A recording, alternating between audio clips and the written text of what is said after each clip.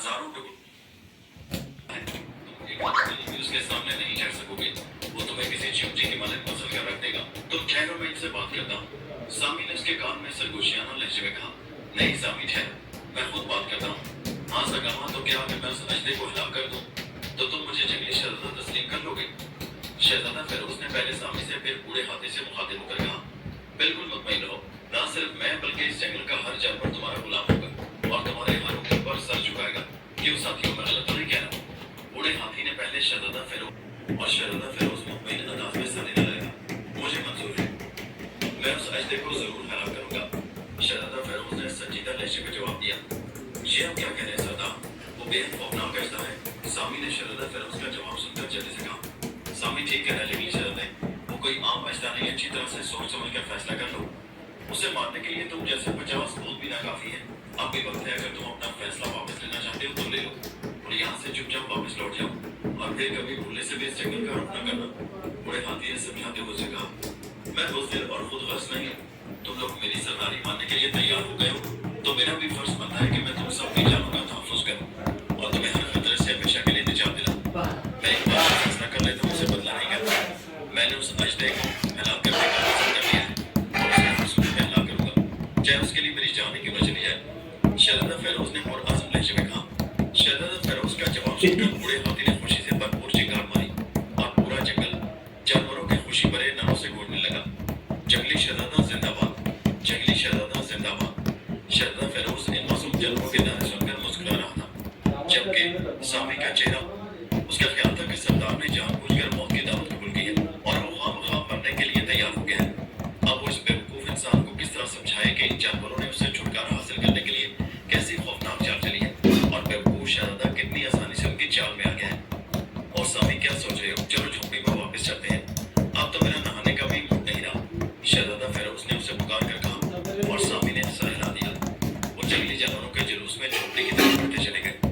बूढ़ा हाथी शहजादा फेरोज के जाने के बाद अपनी जगह खड़ा कुछ देर सोचता रहा।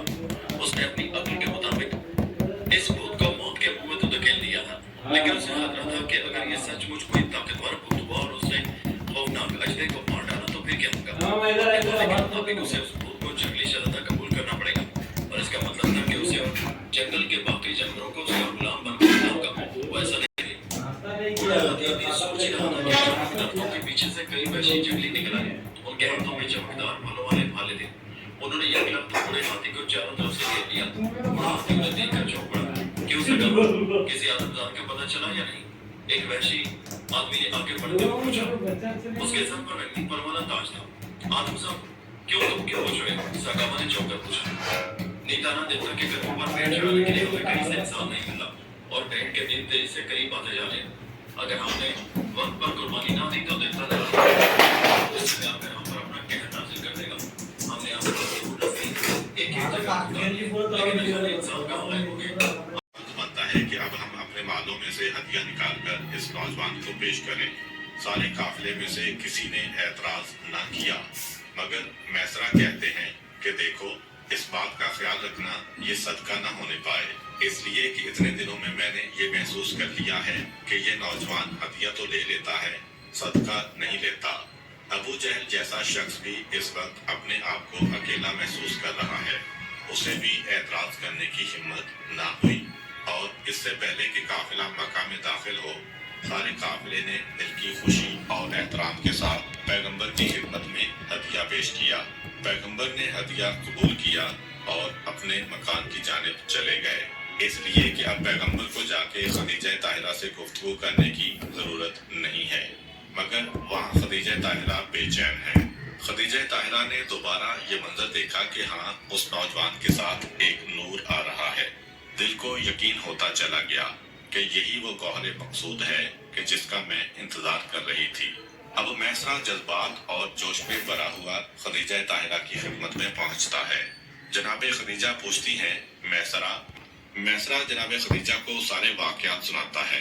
वो सिरात का आना, वो अजदहे का आना, वो खुश्क कुएं से पानी का जारी होना, वो दरख्त का सरसब्ज होना, हर पत्थर का सलाम करना, हर दरख्त की टहनी का झुक के सजदा करना, ये सारे वाकयात सुना रहा है मैसरा।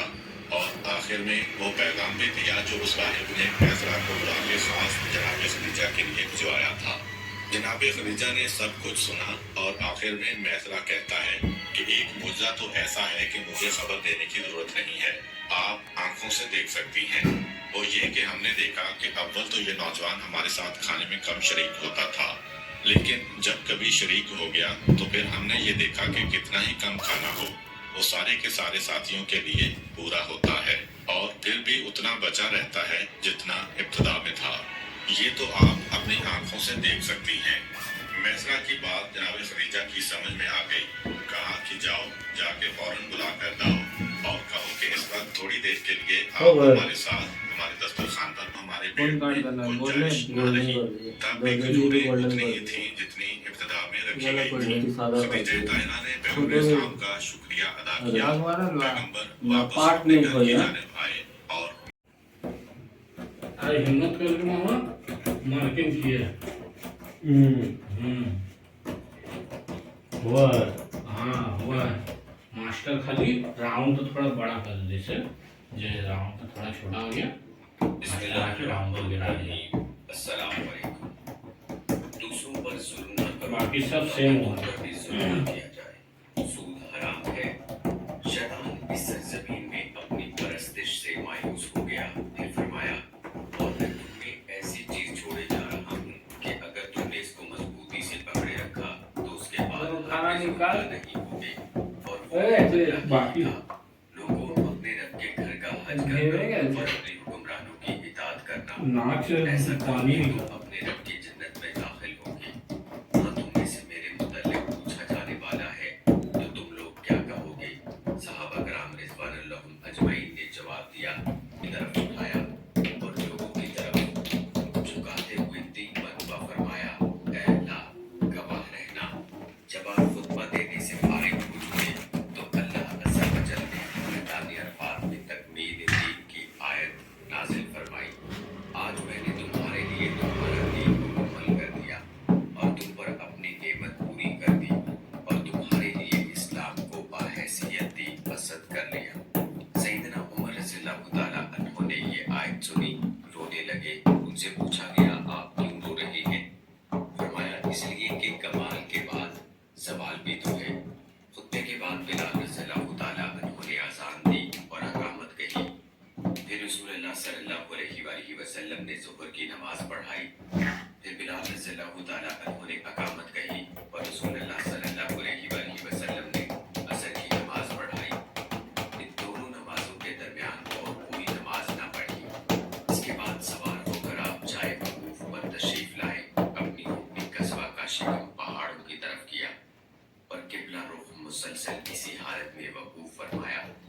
ये